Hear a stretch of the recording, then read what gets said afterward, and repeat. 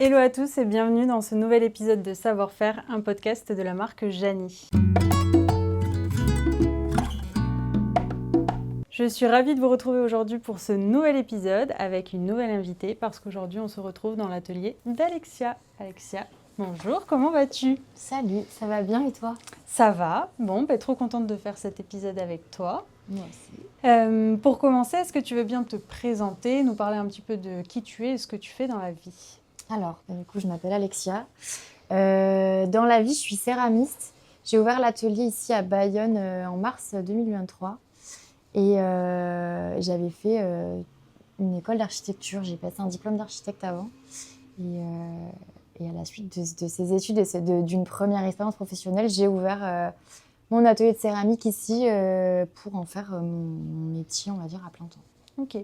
Et du coup, qu'est-ce qui t'a un petit peu amené à devenir céramiste alors que tu as fait tes études d'architecte ? Pendant mon cursus d'archi, j'ai passé une année à Buenos Aires, en Argentine, une année de master. Et c'est là-bas, l'école laissait beaucoup plus de temps libre aux étudiants que celle dans laquelle j'étudie en France. J'étais à Versailles. Et de rencontres, d'envies communes, je suis allée prendre un cours de céramique avec une copine que je m'étais faite là-bas.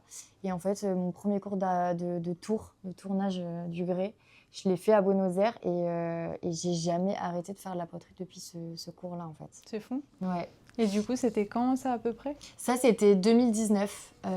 Toute l'année 2019, j'étais là-bas et peut-être à partir du printemps, on avait pris nos premiers cours. Ok. Et rentrer en France, finir mon master, j'ai été du coup cliente d'un atelier parisien. Ok.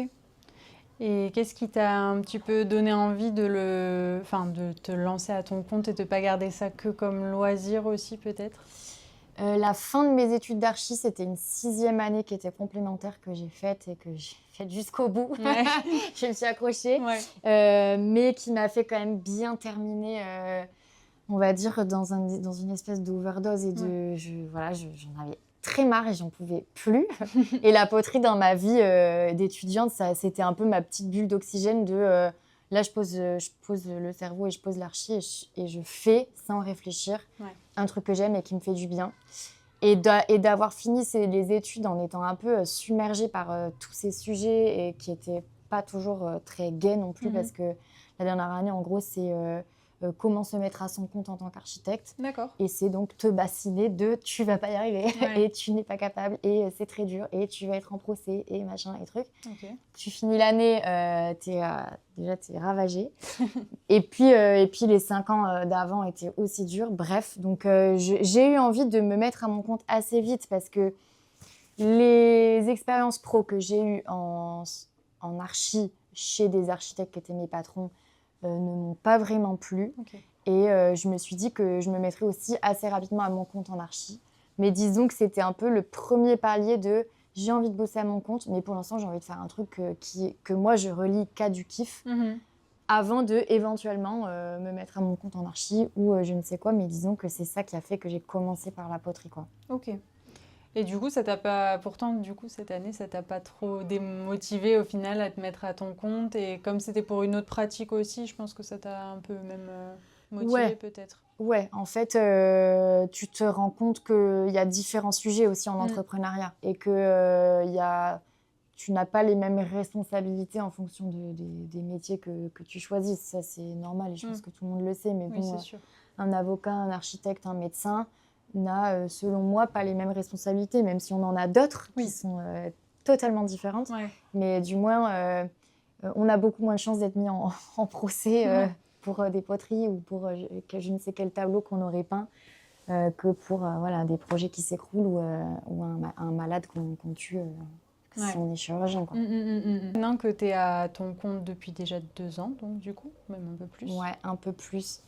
J'avais créé mon auto... En fait, j'ai été salariée que 3 mois dans ma vie. Ouais. Parce que j'avais créé mon auto-entreprise pour faire l'alternance de cette fameuse 6e année d'archi. D'accord. Et à partir de là, j'ai jamais plus été salariée. Et ça, c'était il y a 4 ans, je crois. Ok. Et du coup, maintenant que tu es céramiste à temps plein, qu'est-ce qui te plaît le plus dans ton métier ? Et après, on pourra voir ce qui te plaît peut-être un peu le moins. qui me plaît le plus, c'est le challenge que ça représente pour moi. Ok. Moi, j'ai adoré commencer à l'instinct et un peu, justement, totalement freestyle, le cerveau posé et juste faire des choses qui me plaisaient, moi, des formes qui me plaisaient pour moi. En fait, au début, je faisais de la poterie pour moi, pour mes placards perso de ma maison, ma cuisine, ma salle de bain. Et le jour où tu te challenges à te dire, mais est-ce que quelqu'un va vouloir acheter ce que je fabrique pour moi, et que tu vas chercher des espèces de leviers de marketing, entre guillemets, de créer comme une direction artistique, quelque chose où on va reconnaître ton travail. Moi, c'est le challenge de la vente de ce que je fabrique qui m'anime beaucoup. Okay. Et la balance qui est trop cool avec la poterie, c'est que quand tu fabriques ce que tu vas vendre, tu es aussi très apaisé par la pratique elle-même. Donc en fait, je trouve que la balance, elle est cool entre le stress et la pression que tu te mets pour te dire ok, je fais des trucs que j'adore faire, mais il faut quand même que je les vende parce que c'est comme ça que je gagne ma vie. Mais la balance, je trouve que l'équilibre, il est trop chouette. Enfin, en tout cas, moi, j'ai trouvé mon compte. Quoi. Ok.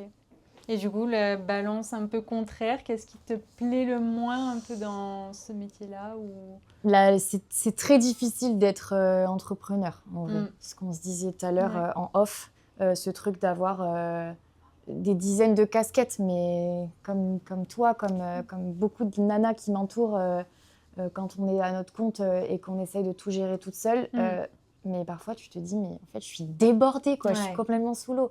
J'ai une stagiaire en ce moment là, qui était là pour le mois de septembre. J'ai l'impression qu'elle a plus fait de la poterie que moi pendant le mois de septembre. Et moi, je suis sur l'ordi à gérer mon compte, mon site internet, à essayer de faire des vidéos, des photos, des machins pour promouvoir ce que j'ai dessiné, ce que j'ai fabriqué quelques semaines avant. Et en fait, parfois, c'est frustrant.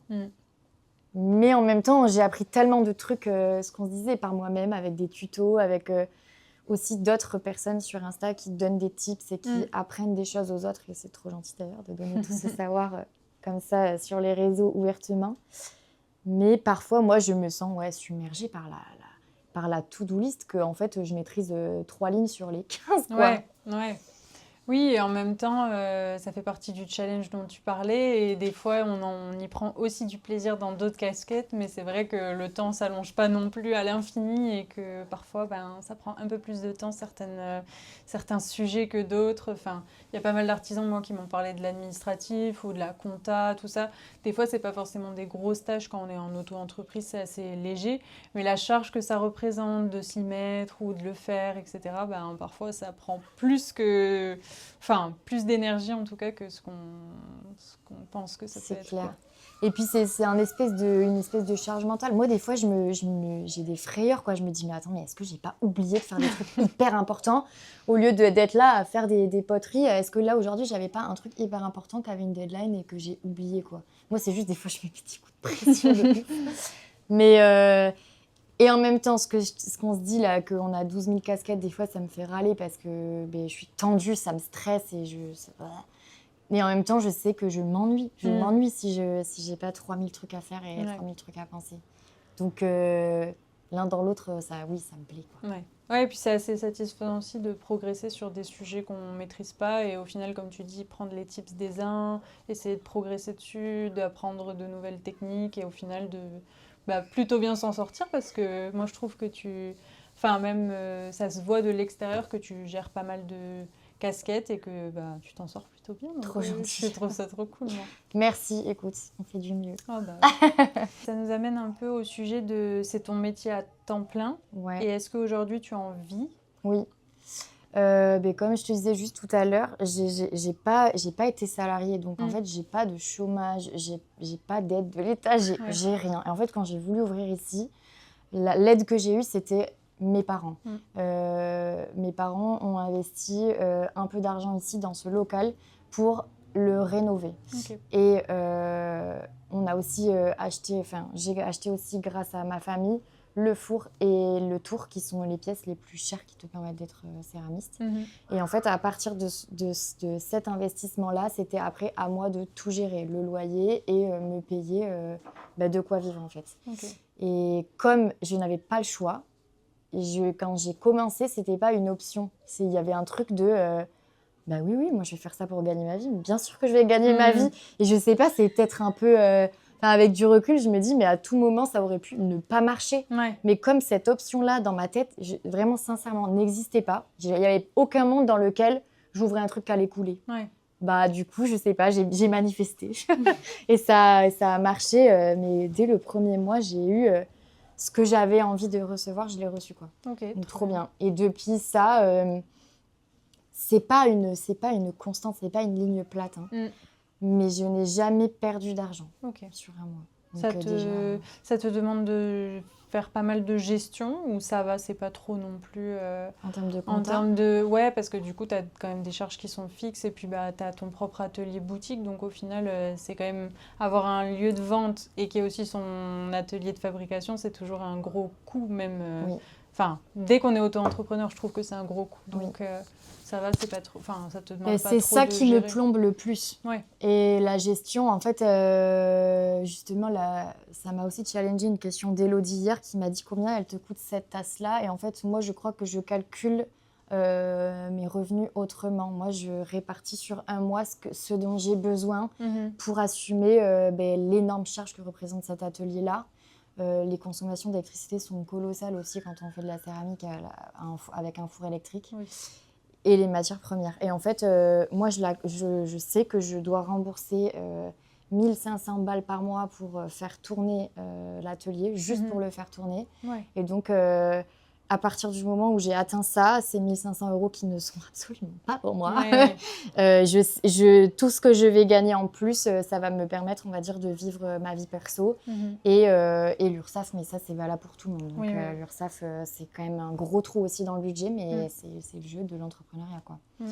Et ouais, moi, en fait, je calcule chaque mois en fonction de... Je me suis rendu compte, par exemple, à la fin d'un mois, sur un mois, j'arrive à fabriquer tant de pièces. D'accord. J'ai besoin de gagner tant d'argent. Donc, moi, mes pièces, il va falloir que je les vende tant parce qu'il faut que je gagne les 1500 plus de l'argent pour vivre, quoi. Ok.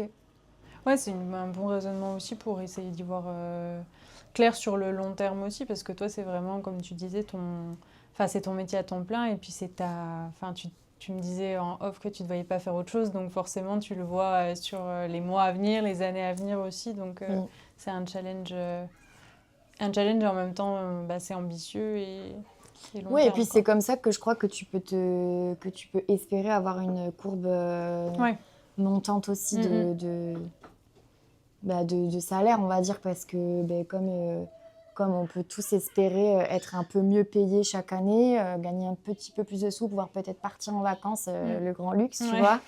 Se dire qu'en fait, on a une petite marge de progression parce qu'on va augmenter déjà notre efficacité à la prod, peut-être ne moins être seul, peut-être avoir un peu d'aide, peut-être embaucher, tu vois, j'en sais rien, après, il y a 12 000 options, mais... Ouais.